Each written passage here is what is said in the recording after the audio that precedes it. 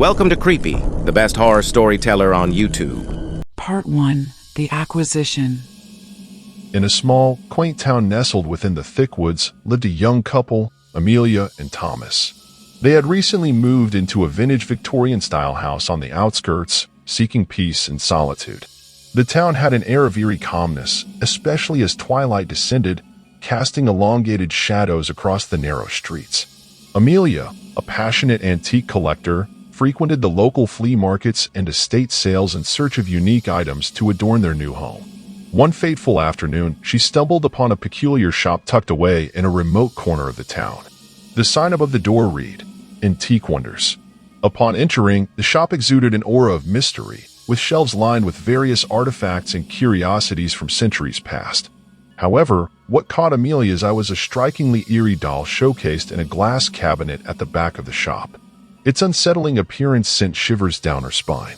The doll had a porcelain face, cracked and weathered, with empty, lifeless eyes that seemed to follow her every move.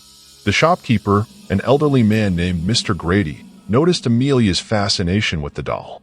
"Ah, you've got an eye for the unique, miss," he croaked, his voice sending chills down her spine. "That doll has a history, a dark one at that."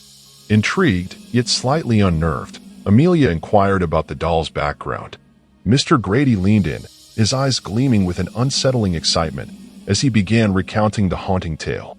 "This doll," he started, "was said to have belonged to a little girl named Eliza, who lived in the very house you're now residing in. Legend has it that Eliza was an odd child, often found whispering to the doll, claiming it spoke back to her.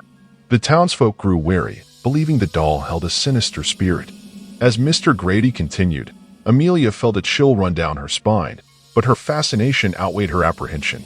Mesmerized by the story and drawn to the doll's inexplicable allure, she made a decision that would soon haunt her dreams. With trembling hands, Amelia purchased the doll, ignoring the shopkeeper's warning about its malevolent history. She left the shop, feeling an inexplicable sense of dread, but eager to showcase her new find to Thomas. That night, as the clock struck midnight, the antique grandfather clock in their living room chimed ominously. Amelia and Thomas retired to bed, unaware of the sinister presence now residing in their home. Unbeknownst to them, as the house lay cloaked in darkness, the eerie doll sat perched on a shelf in the corner of the room, its lifeless eyes seemingly flickering with an otherworldly gleam. Little did they know that their peaceful abode was about to become the stage for a nightmare beyond their darkest imaginings. Part 2. Unleashed Malevolence. As the night deepened, a subtle unease settled upon the house. Shadows danced on the walls, and the wind outside whispered ominous secrets. Thomas lay sound asleep, oblivious to the subtle shifts in the atmosphere, while Amelia tossed and turned, troubled by unsettling dreams. In her slumber, Amelia found herself in a dark, fog-laden forest, the air thick with an eerie silence. She wandered aimlessly, her steps muffled by the mist-covered ground.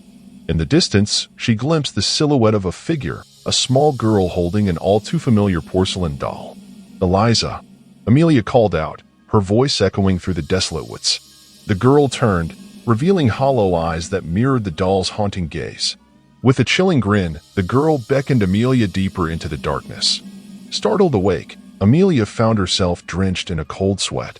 The room was eerily quiet, the only sound the faint ticking of the antique clock. Glancing toward the corner where she had placed the doll, she felt a shiver run down her spine.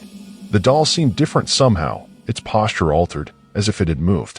Amelia dismissed it as a trick of her imagination and attempted to shake off the residual fear from her dream. The following day unfolded with an odd sense of foreboding. Thomas noticed Amelia's unease but attributed it to stress from their recent move. Amelia attempted to focus on her daily routine, yet the unsettling feeling lingered, a gnawing sensation at the edge of her consciousness. As twilight descended once more, an unexplainable chill permeated the house. Amelia couldn't shake the sensation of being watched. The doll, positioned innocuously on the shelf, appeared to have shifted again, its gaze fixated upon her. Night fell, casting the house into darkness. Amelia, alone in the living room, felt a sudden draft, a breath of icy air that seemed to whisper her name.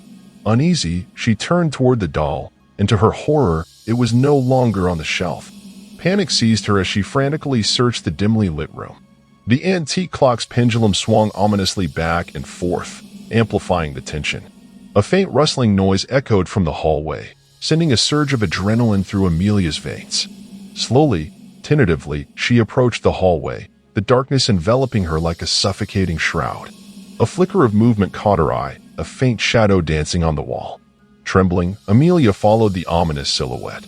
In the dim moonlight filtering through the curtains, she saw it, the doll, standing at the end of the hallway, its porcelain face twisted into a malevolent grin. Frozen in terror, Amelia's heart pounded in her chest. The doll's lifeless eyes seemed to gleam with an unholy light as it beckoned her with a tiny outstretched hand. Amelia's breath caught in her throat, her mind reeling with fear. She stumbled backward, her frantic steps echoing through the silent house. With a sudden crash, the lights flickered, casting the house into complete darkness. A deafening silence descended, broken only by Amelia's panicked gasps. She fumbled for her phone, her trembling fingers struggling to dial Thomas's number. "Thomas, something's in the house." Amelia's voice quivered with terror. Before Thomas could respond, a chilling laughter echoed through the receiver, freezing him in shock. "Amelia, what's happening?" Thomas shouted into the phone, but the line went dead. Alone in the darkness, Amelia stood petrified, the echoes of the sinister laughter lingering in the air. Unseen by her, the doll's presence loomed closer, its malevolent intentions poised to unleash a night of unimaginable horror. Thank you for watching. Please like, share, and subscribe for more similar horror stories.